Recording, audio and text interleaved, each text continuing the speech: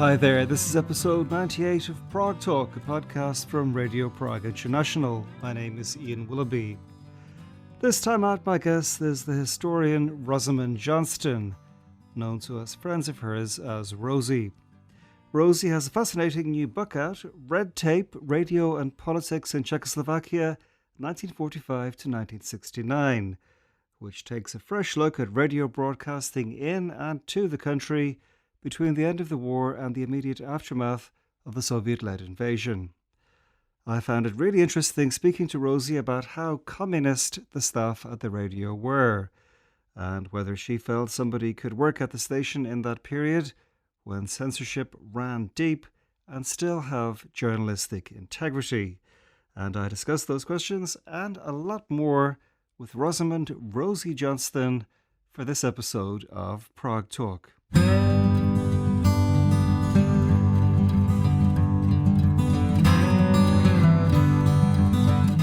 What state was the radio, Czechoslovak radio, in right after the war? So let's say the summer of 45. Yeah, so I would say it was in a maybe surprisingly good state, given a lot of continental Europe and given a lot of sort of infrastructure in continental Europe at that time. On the other hand, there'd just been a big fight, among other things, for Czechoslovak radio, and it definitely bore some of the kind of scars as well as had some of this prestige of that. My book opens with an American visiting very shortly after the war Prague and saying, goodness, look at the radio masts in Prague. There were still radio masts standing and sort of standing proudly above the city. Definitely Czechoslovak radio. It was again Czechoslovak radio after being Czech radio during the war, had a big listenership. Many people had radio sets, largely thanks to the war, actually. Yeah, so I would say it had a kind of concerted listenership. It was able to broadcast, but on the other hand, of course, it had suffered war damage, which is something we shouldn't underestimate when we think about those early post-war months in 1945. You write that the staff or the reporters apologised after the end of the war for what the station had done under the Nazis? Yeah, so you can hear that to this day in the radio archive just downstairs. There was a collective apology read out, I think either in May or certainly in June at the latest, where some of the voices that people would know from throughout the war said, you know, we're sorry that we said what we did during the war. So Czechoslovak radio broadcast, like I said, pretty much without interruption during the war, mixture of Czech and German. It broadcast news, it broadcast some anti-Semitic cabarets. There was an actor, Burian, I believe, who was taken to court after the war about some of the things he'd said on the radio during the war. So yeah, the most extreme examples were court cases, but then there were just many people who weren't sacked immediately after, and there were good reasons not to sack them, and they went on the radio to kind of explain what they'd done.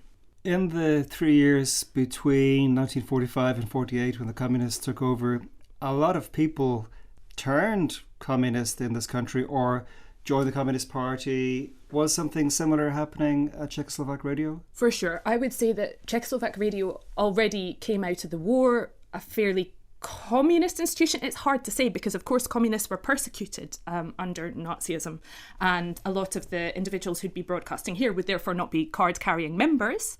But a lot of the opinions of, for example, kind of famous reporters like Josef Cincibus after the war, definitely, or Miloslav Disman would be another one, their sympathies definitely shifted leftwards, and they definitely became card-carrying members way before 1948, before the communist takeover of Czechoslovakia, and one could, I think, convincingly argue they were part of the events that led up to the communist takeover of Czechoslovakia. Czechoslovak radio was a fairly communist institution in terms of political sympathies of those who worked here, and then in terms of political purges, both taking place within and outside the radio. So if you wanted to be a journalist anywhere in Czechoslovakia after the war, you had to be a member of the union, and if you had had collaborationist, in scare quotes, right-wing sympathies in the interwar and wartime period, then you were not able to be a member of that union. So that kind of sorted out who could in the first place, but then within the radio there was also a kind of committee judging people's wartime behaviour that saw individuals who looked like they'd collaborated too vigorously expelled from the radio. In your book, which has the brilliant title Red Tape, you also write about the fact that the notorious show trials of the early 50s were broadcast live on Czechoslovak Radio.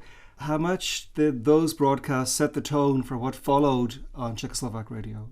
So the show trials during the communist period were not live. They were pre-recorded, and they were amongst the first pre-recorded things really that were on Czechoslovak Radio in the late 40s, early 1950s. The live trials that I write about in connection with the show trials are the Nuremberg trials.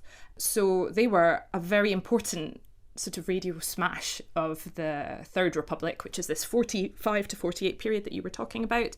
They took place in Nuremberg, so they were also quite sort of technically difficult to set up a live link to Nuremberg. And it was one of the radio's first foreign correspondents, František Gell, who becomes this legendary figure in radio in this post-war period. He already was a legendary journalist who was dispatched there to undertake this complicated broadcasting.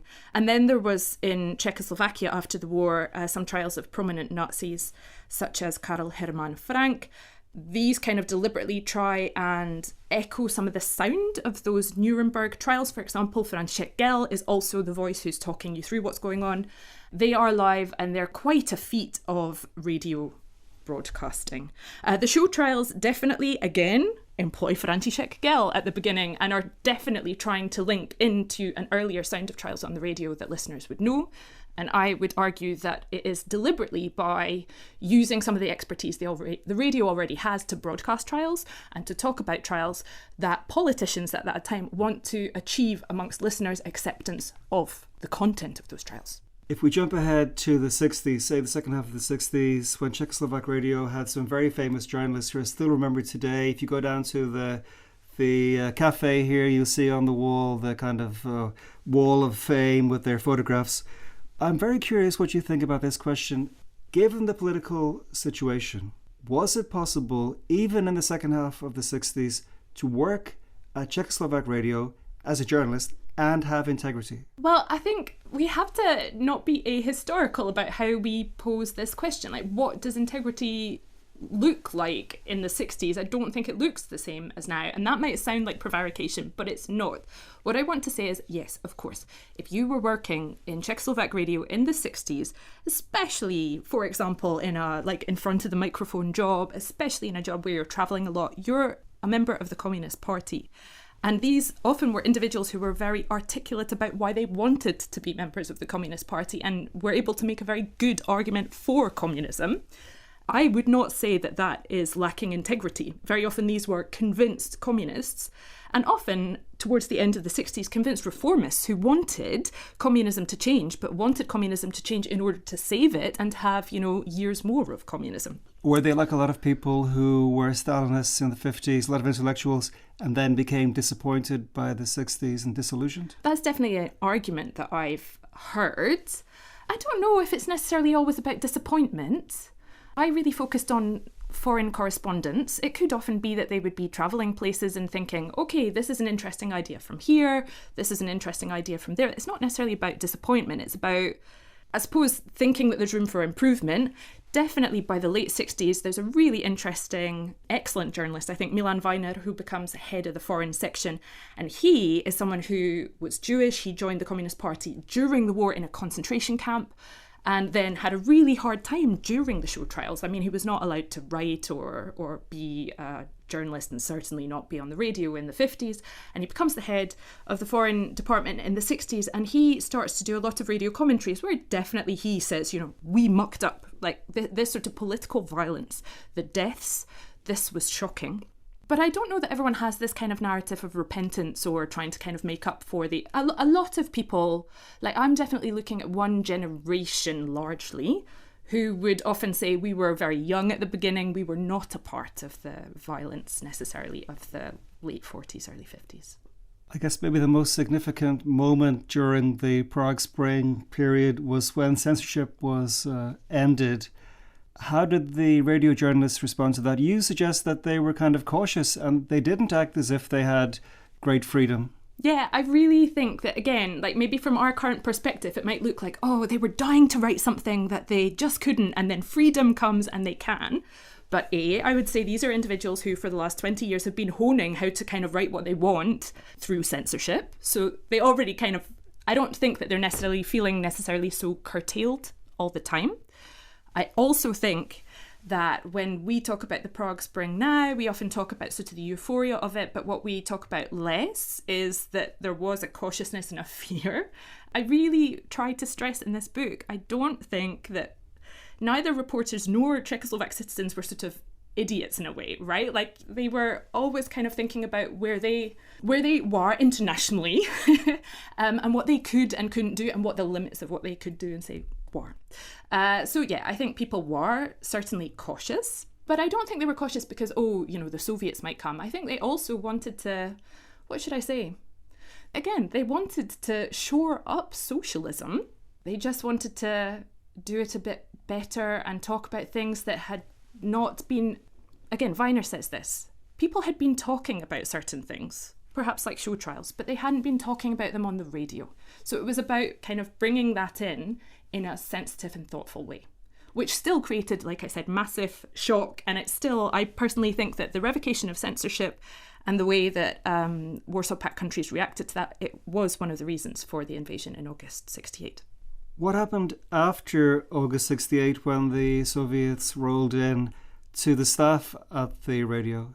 So this is an important point. I don't think that the caution that people had shown in terms of saying what they thought was because they were trying to hedge their bets. I don't. These individuals were very often, not always, because they'd become voices massively linked to reform communism and massively linked to the Prague Spring.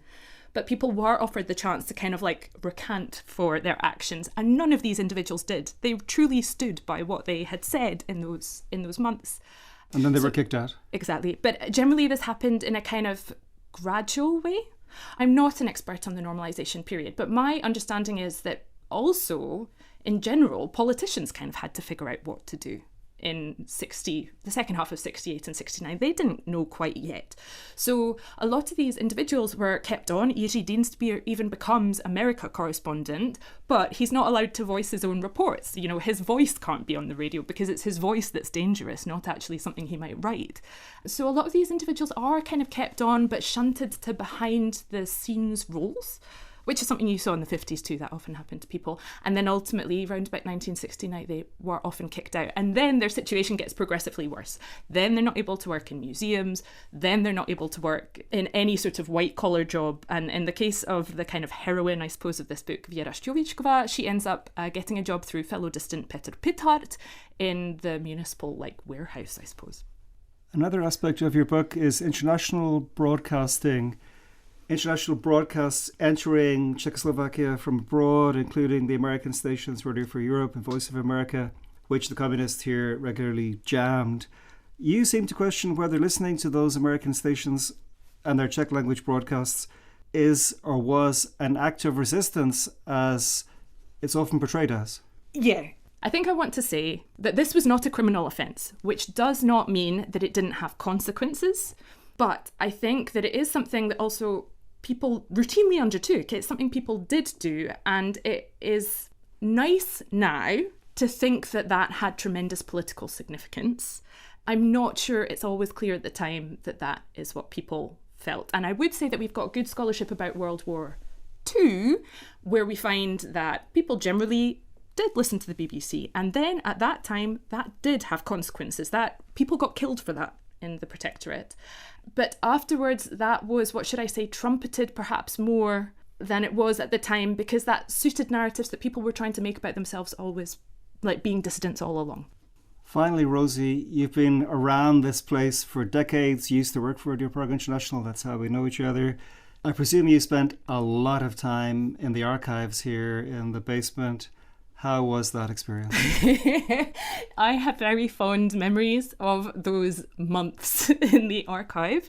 I would say that by the time of the pandemic, then I was able to access, I think, like most radio stuff, like you, from home, a lot of these same materials. But yeah, I spent a lot of time coming into this building, sitting in that high-ceilinged room on the ground floor and listening to...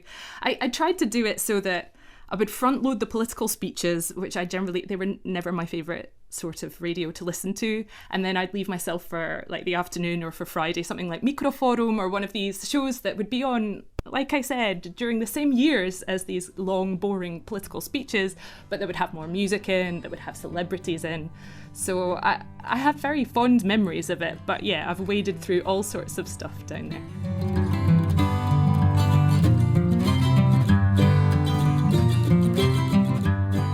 Red Tape, Radio and Politics in Czechoslovakia, 1945 to 1969 by Rosamund Johnston is now out on Stanford University Press.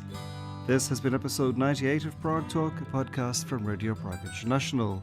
So there are, of course, dozens and dozens more editions out there for your listening pleasure. And if you're new to us, why not give some of those a play and subscribe wherever you get podcasts. But that's all for now for this edition of Prague Talk. From me, Ian Willoughby, thank you very much indeed for listening, and talk to you again very soon.